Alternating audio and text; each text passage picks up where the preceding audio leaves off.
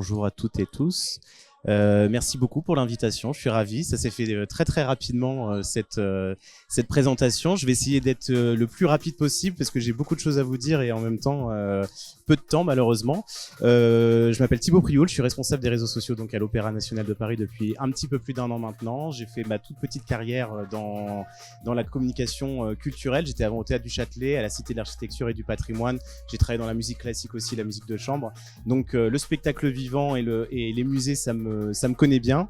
Je suis arrivé à l'Opéra donc en septembre de l'année dernière et si on peut résumer un peu mes missions au quotidien, c'est évidemment la première chose, remplir nos salles, puisque c'est la problématique que tout établissement culturel, en tout cas spectacle vivant, rencontre, c'est de remplir ses salles.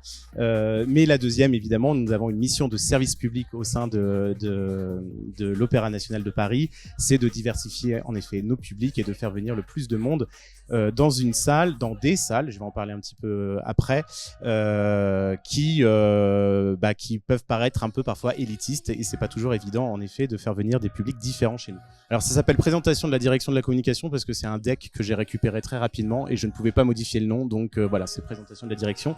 Mais évidemment, je vais pas que vous présenter la direction de la communication.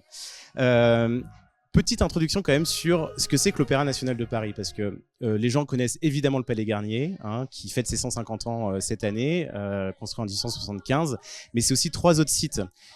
C'est l'Opéra Bastille, donc c'est la même institution, je le précise parce que souvent les gens me le disent en me disant mais quand tu travailles à l'Opéra de Paris, mais tu travailles à Garnier ou à Bastille? Je travaille pour les deux. Je travaille pour les deux et pas que, puisque je travaille aussi pour les ateliers Berthier, qui sont les ateliers de construction de décors de l'Opéra de Paris. Et hyper important aussi de le rappeler, nous avons une école de danse qui est située à Nanterre, qui accueille près de 150 élèves de tout le monde entier. Donc voilà, 4 sites. Si je rentre un petit peu plus dans le détail, c'est 154 danseurs qui sont à la maison, qui sont salariés de l'Opéra de Paris, 174 musiciens, 100 artistes des chœurs, donc c'est un gros volume artistique quand même que nous, sur les réseaux sociaux, on doit valoriser. Et donc c'est un gros travail, vous allez voir après, on va rentrer un peu plus dans le détail de ce qu'on fait sur les réseaux sociaux, mais voilà, on doit valoriser tous ces corps artistiques de la maison. On a d'autres corps artistiques qui sont une troupe lyrique, une académie en résidence, un tout nouveau junior ballet qui vient d'être créé de cette année, on va créer une maîtrise l'année prochaine, enfin voilà. Toujours plus de choses à promouvoir et une école de danse, comme je vous le disais, avec 150 élèves. À côté de ça, évidemment, il y a les coulisses, parce que ça, c'est ce que vous voyez sur scène, mais il y a énormément de personnel qui travaille du côté administratif et du côté technique. Donc évidemment, l'Opéra de Paris, c'est des décors, des accessoires, des costumes, avec des métiers plus improbables les uns que les autres, des métiers comme armurier par exemple. Oui, nous avons des armuriers à l'opéra puisque nous avons des armes factices qui sont sur scène. Donc nous avons des armuriers qui sont là pour pouvoir faire les effets pyrotechniques et j'aime beaucoup raconter ce métier parce que c'est assez original quand même d'avoir ça dans un lieu comme le nôtre. Et l'administratif, vous savez ce que c'est, dont je fais partie.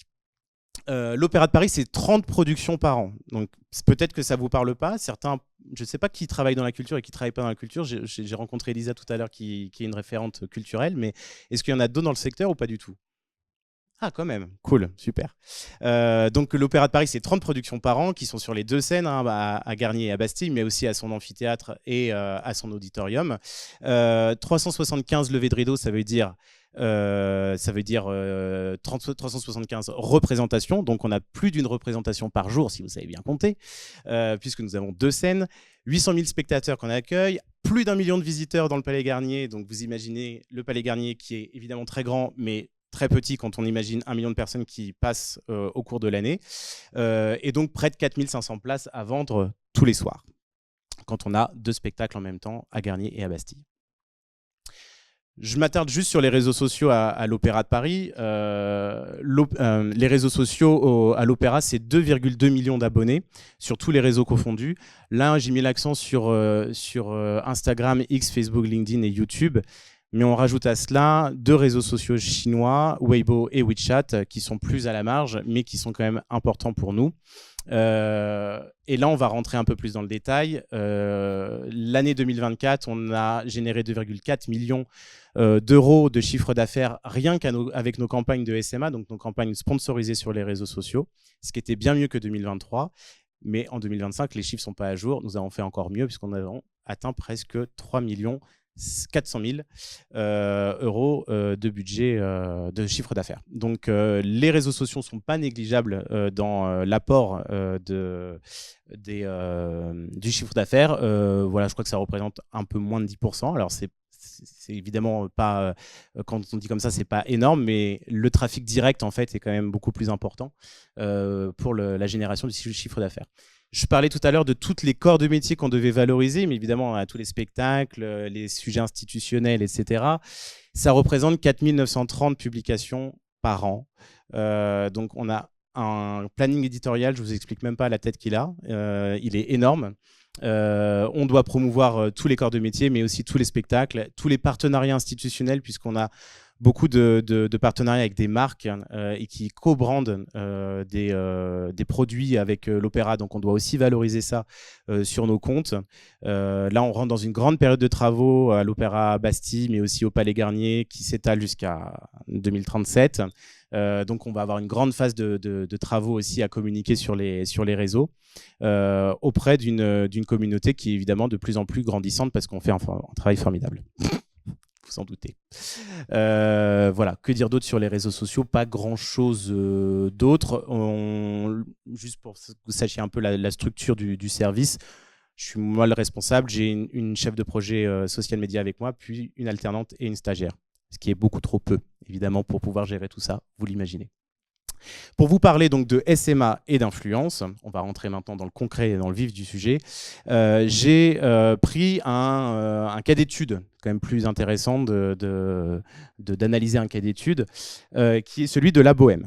Alors La Bohème, c'est un spectacle qu'on a présenté en ce début de saison, et là je m'assois parce que ça va être un peu long, qu'on a présenté en début de saison, La Bohème, chef-d'œuvre de Puccini, dans une mise en scène, comme vous le voyez, assez atypique, puisque cette bohème se passe dans l'espace. Klaus Guth, qui est le metteur en scène de cette bohème-ci, a voulu présenter cette œuvre emblématique dans l'espace.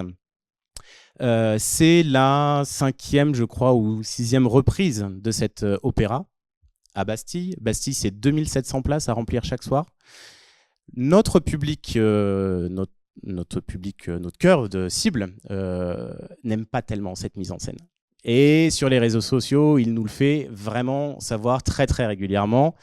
Le public de l'opéra, que j'adore, hein, parce que s'ils regardent la vidéo, je ne voudrais pas me mettre à mal avec eux, mais ils aiment bien nous dire quand ils ne sont pas contents, et ils aiment bien nous dire ça de façon assez virulente. Donc, je ne vous cache pas que La Bohème, en début de saison, c'est-à-dire au mois de septembre, les gens rentrent à peine de vacances, on ne communique pas sur l'été parce que je ne sais pas pourquoi personne n'achète de place sur l'été. Quels que soient les établissements culturels où j'ai travaillé, ça n'achète pas l'été, ça profite de ses vacances et ils ont bien raison. Mais donc on arrive le 23 août à peu près avec une salle qui n'est pas très très bien remplie et un spectacle qui commence le 10 septembre, un truc dans le genre. Pour être vulgaire, on est dans la merde. On est dans la merde, on n'arrive pas à remplir nos salles. Comment on va arriver en tout cas à aller chercher un public qui n'est pas celui de l'opéra? Et c'est là où je veux en venir, parce que le public de l'opéra qui, soit l'a déjà vu, n'a pas forcément envie de le revoir, soit l'a déjà vu et n'a pas aimé, soit a vu les photos sur les réseaux sociaux et le site internet, et s'exprime juste avec les photos et les vidéos en disant « ce spectacle, c'est de la... ». Donc, on est un peu dans l'embarras. On a souvent la directrice de la com qui nous appelle et qui nous dit il faut remplir. La direction du marketing de son côté fait son travail évidemment, mais nous aussi sur les réseaux sociaux, on doit quand même apporter notre pierre à l'édifice. Donc au-delà de faire des posts en organique sur nos propres réseaux auprès d'une communauté qui nous suit déjà et qui nous a déjà dit que les spectacles ne lui plaisaient pas, au bout d'un moment, on tourne un peu comme un lion en cage, on ne sait plus quoi faire, quoi. Donc c'est pour ça que je me suis dit on va aborder 2 sujets qui sont pour moi importants dans la question de diversification des audiences, la diversification de nos publics, c'est l'influence et c'est le SMA. Donc l'influence, on s'est doté depuis ce tout début d'année, c'est pour ça que c'est vachement bien de pouvoir parler de ça, de parler de La Bohème aujourd'hui avec vous. On travaille avec Meltwater, je ne sais pas si certains d'entre vous travaillent avec cet outil. Bon, c'est un peu la Rolls-Royce de la gestion des réseaux sociaux et du listening sur le social media et sur le web. Mais on est très content. On a acquis une plateforme qui s'appelle Clear et qui nous permet en tout cas de mener des campagnes et d'avoir des chiffres sur les campagnes d'influence que l'on mène et ne pas faire toc-toc à la porte des influenceurs en disant « s'il te plaît, je t'ai pas payé, mais tu peux me donner tes chiffres, c'est important pour la direction ». Donc là, maintenant, on leur permet de se connecter à cette plateforme et d'avoir des chiffres. Donc, on a fait venir des influenceurs sur ce spectacle-là, 6 influenceurs qui ont réalisé 12 publications avec un reach à 364 000. Le MV, il est hyper intéressant. Alors, certains ont un avis un peu tranché sur le MV, on ne va pas rentrer dans le débat, mais en tout cas, c'est un chiffre qu'on peut utiliser pour montrer si on avait dû faire de l'achat d'espace publicitaire pur et dur, combien ça nous aurait coûté. Là, pour 12 000 € investis, on a eu une visibilité qui correspond, selon la plateforme, à 100,7 000 €, donc c'est quand même pas négligeable. Si je rentre un petit peu plus dans le détail de chaque influenceur, nous, notre volonté avec l'influence sur ce spectacle, c'était d'aller chercher des publics de niche. Deux publics pour nous, alors un gros public de niche et un public un peu moins niche. Celui qui est un peu moins niche, c'est celui de la littérature, parce que l'œuvre de Puccini est inspirée d'une œuvre de Mugler qui est emblématique, et Murger, pardon, à chaque fois je dis Mugler, mais c'est Murger, qui est emblématique, et donc on peut aller chercher ce public qui s'intéresse en tout cas à la littérature, et moi c'est ce que je m'efforce à faire dans toutes mes collaborations avec les créateurs de contenu et les influenceurs. Je ne rentrerai pas dans le détail de la différence entre les deux, mais c'est d'essayer d'aller chercher justement ces publics qui sont de niche et qui, au-delà du genre présenté sur scène, qui est le genre opératique, c'est d'aller chercher par des thématiques. Et donc là, la mise en scène, elle est dans l'espace, et ben on est allé chercher des gens qui s'intéressent à l'espace et qui peuvent parler d'astrophysique, etc., et d'expliquer la vision de Klaus Guth sur ce spectacle. On a travaillé avec un influenceur aussi que vous connaissez peut-être, qui est juste là, qui s'appelle Grosso Modo, les balades Grosso Modo, qui m'avait sollicité sur l'été et qui fait des balades très oniriques, très poétiques. Et en fait, on était vraiment dans l'esprit du spectacle avec ces visites-là. Donc, on lui a ouvert les portes de Bastille. Il a fait sa visite dans Bastille et dans les décors du spectacle pour raconter une histoire un peu onirique et un peu amusante autour de ce spectacle. Donc, l'influence, pour nous, elle est vraiment un levier pour, aller chercher un public affinitaire, évidemment. Tout en haut, là, vous voyez avec la personne en rouge, là, c'est une vidéo de La Perle. La Perle qui est un média culturel qui parle de recommandations culturelles. Donc, évidemment, on est allé chercher du public qui aime la culture au sens large du terme et qui ne vient pas forcément à l'opéra, mais on est aussi allé chercher des gens qui ont des appétences pour des thématiques, et ça c'est ce qu'on fait sur l'ensemble de nos opéras. Je raconterai juste cette petite anecdote. Oh là, c'est 2 minutes 15, c'est horrible ce timing. Une petite anecdote sur un autre opéra qui s'appelait La Petite Renarde Rusée, et on avait trouvé une influenceuse qui se définissait par l'emoji renard sur ses réseaux sociaux, car elle était rousse, et donc c'était son petit symbole, et elle mettait ça sur toutes ses publications. Quand on l'a sollicité, on a mis ça en avant en fait auprès d'elle en disant on a vu que le renard était quelque chose qui vous parlait. La Petite Renarde Rusée, ça raconte l'histoire d'une renarde qui s'émancipe, assez féministe. On pense que ça peut vous plaire de venir le voir. Et en fait, elle a fait un screen du mail, elle l'a partagé en story en disant « Ah, mais l'opéra a vu quelle était mon identité, qu'est-ce qui me plaisait, etc. » Et donc, elle a fait tout un set de stories gratuits autour de ce spectacle-là. Ça, c'est des collaborations rémunérées que vous voyez juste derrière moi. Les meilleures collaborations qu'on a pu faire là sur cette campagne, donc grosso modo, Diversification littéraire, qui est un réseau social dédié à la culture, mais initialement qui était porté sur la littérature. Et on a fait aussi une collab avec Urbania. Donc là, on est dans l'influence, mais aussi dans de l'achat d'espace média. Hein, c'est un peu entre les deux, qui nous raconte la vraie histoire de la bohème. Qu'est-ce que c'est que la bohème et pourquoi c'est si populaire dans l'imaginaire commun.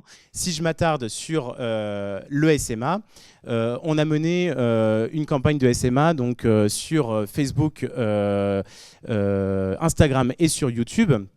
Et encore une fois, ces campagnes nous ont permis vraiment d'aller chercher un public que l'on ne connaît pas. Alors, en notoriété, on voit que essentiellement c'est l'intérêt opéra qui fonctionne énormément. Alors, on a eu 5 millions d'impressions sur cette campagne, ce qui a extrêmement bien marché. Et ce qui est assez étonnant d'ailleurs, parce que pour un spectacle qui ne plaît pas auprès d'une cible qui a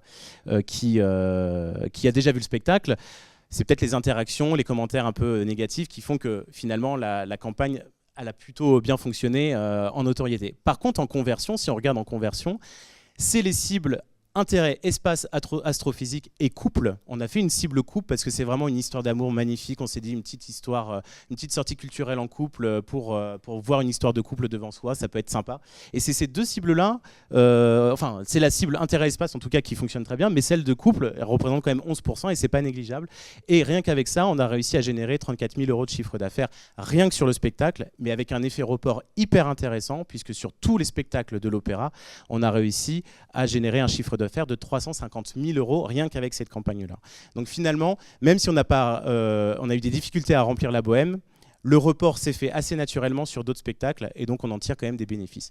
J'ai dépassé de 52 secondes, c'est horrible de faire ça en 15 minutes, j'adorerais parler plus longtemps avec vous mais je ne peux pas faire beaucoup plus, je suis désolé.